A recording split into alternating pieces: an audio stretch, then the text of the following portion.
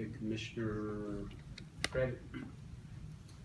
I've spent several hours just last week alone talking to people, District 2, getting telephone calls, and people are firmly against this wheel tax.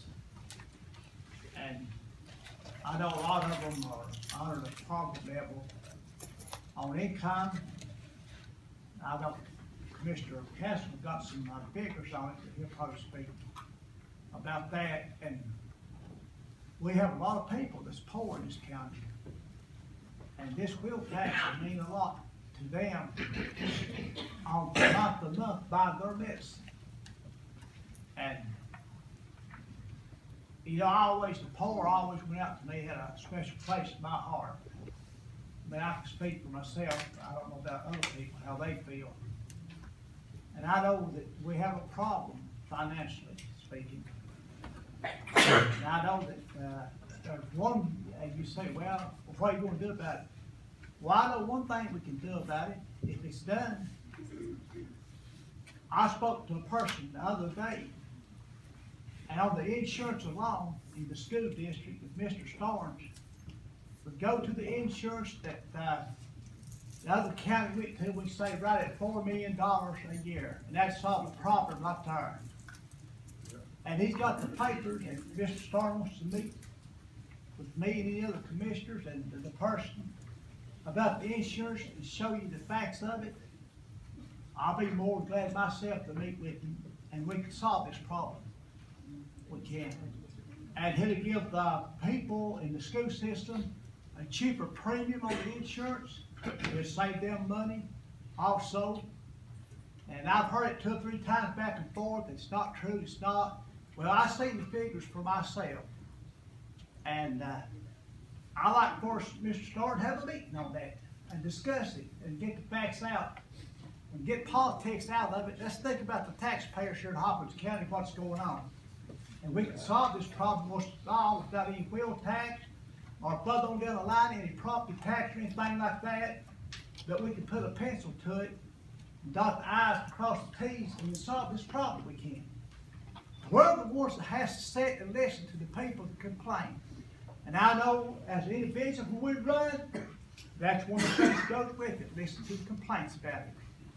But I think it's time that we be fair to the people, and if there's any way we can solve this problem, I think that we should do it. And I know for a fact one way that we can.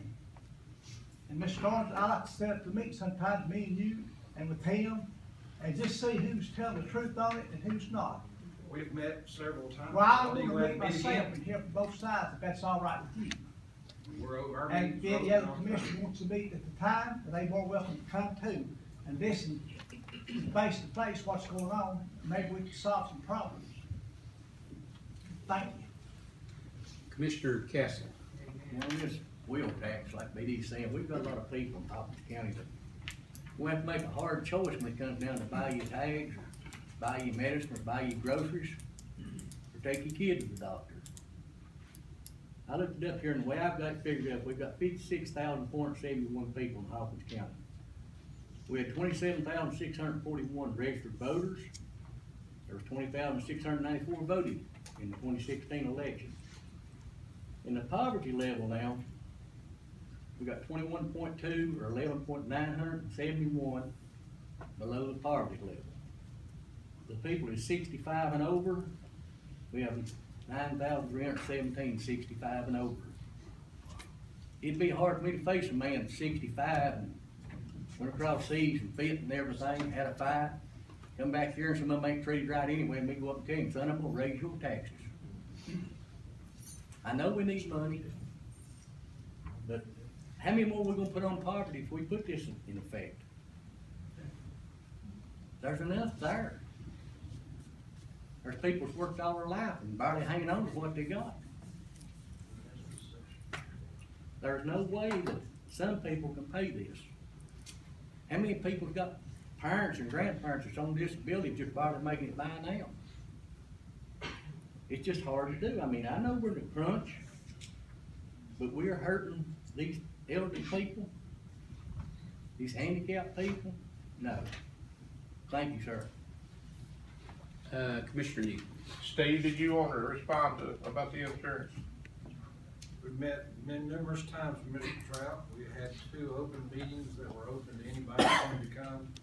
And we're a little different because we get a subsidy from the State Department.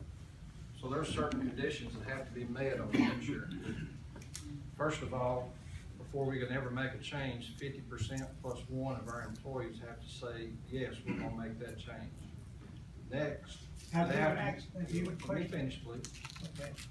Next, that any insurance plan that's offered has to meet the actuarial value of the highest and the lowest plan offered by the state.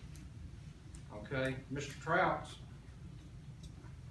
proposal is to offer the state insurance plan, so they're not gonna be any cheaper. But his thing is to try to subsidize and move everybody to the high deductible plan.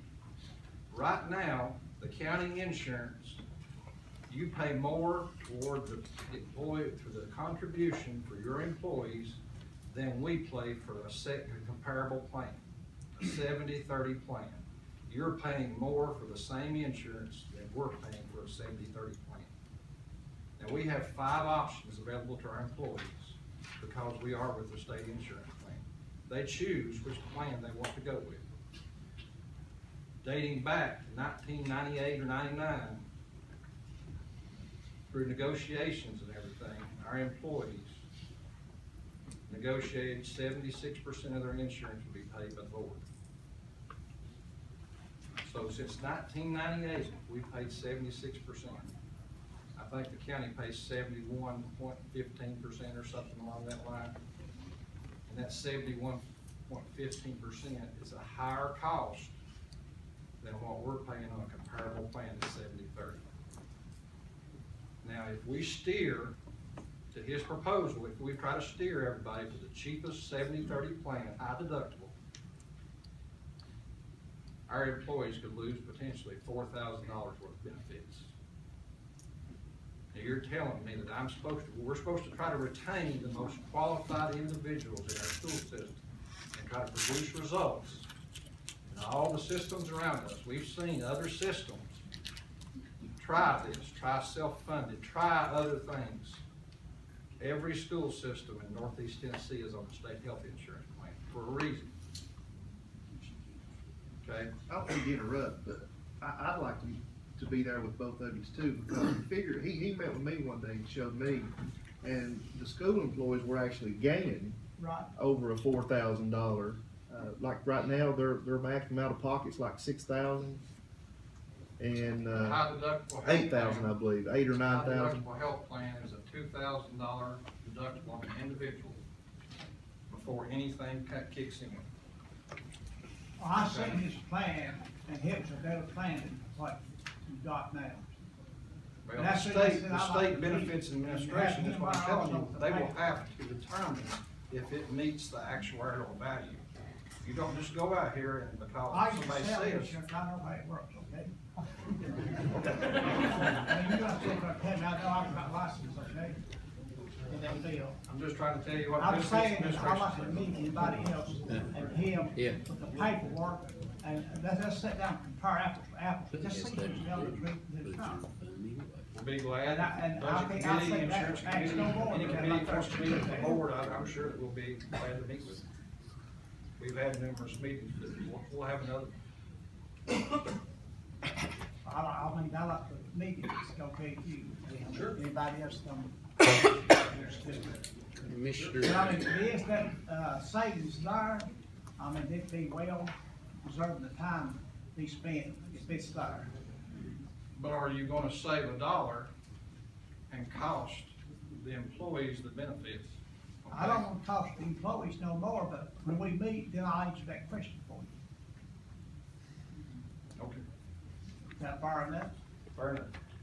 Thank you.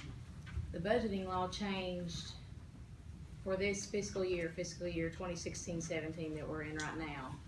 And with that law, you got an automatic continuation budget through August 31st. It is much more clear about what happens with the school budget if a budget is not adopted and approved by the county legislative body by August 31st.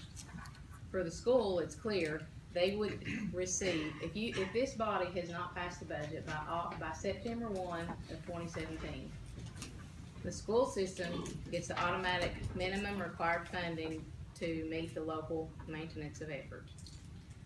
So their budget, the numbers would be set, they would be what they are, you have to meet the maintenance of effort, you all are pretty familiar with that. At the county level, I actually was in contact with the representative that approved our budget for this fiscal year from the comptroller's office, trying to get, some written documentation that I could share with this commission, at least by the March meeting, because I gave, Daryl asked for what my thoughts were. I said, well, my thoughts on it are, if the state has to come in and set the budget, that the tax rate would be a higher rate than what budgets have been presented to you today, because for one thing, all of the budgets presented in your 16-17 budget document, budget to use fund balance, so it would be possible that they would say you need a balanced budget, which would require more revenue to have a balanced budget, because our revenues are set based on a 93% collection rate for a property tax, which is the main source of revenue for our funds. So I stated my opinion that if the state had to come in and set the budget, they would let you know what the certified tax rate needed to be. In my opinion, it would be higher, because as I've told commissioners, budget committee, the public in prior meetings, in our general fund, you have constitutional officers. Those include the sheriff, county clerk, trustee, circuit court clerk, clerk of master, or chancery. Access. He's not a constitutional officer. I'm talking about the fee offices. I'm leaving one off. The assessor's constitutional officer. Yeah, it's a constitution, Not a fee office. not a fee office, yes. The fee offices that have letters of agreement that are filed with the county mayor, county clerk, they're on file there. Those letters of agreement have the number of employees in there. Once it's signed, it is in effect. For example, the sheriff has a maintenance of effort on his employees. You cannot, and that's a rule by the state. It's not a county rule, it's a state rule, that they have a maintenance of effort, that you can't reduce their number of positions or their salaries without the sheriff's consent. The other offices also have a letter of agreement. If you try to cut an employee in the county clerk's office, she has the right to sue, to file a salary suit, because there's a letter of agreement on file with her that the county mayor and the county clerk have filed. So once you get past the constitutional officers, and then there's some grant funded positions in the general fund, which is the main role of discussion that we're having with our budget crisis, you have less than 50 employees, full-time employees, that you're talking about once you get past the constitutional fee offices. So it is my opinion, if the state had to come in and set the budget rate, the tax rate would be higher. They would recommend a certified tax rate higher than what you have right now. But the school, it would be black and white. They would get the required minimum funding to meet the maintenance of effort. And if this happens for 3 consecutive years for the school, they would get an automatic 3% increase. I covered everything on the school side.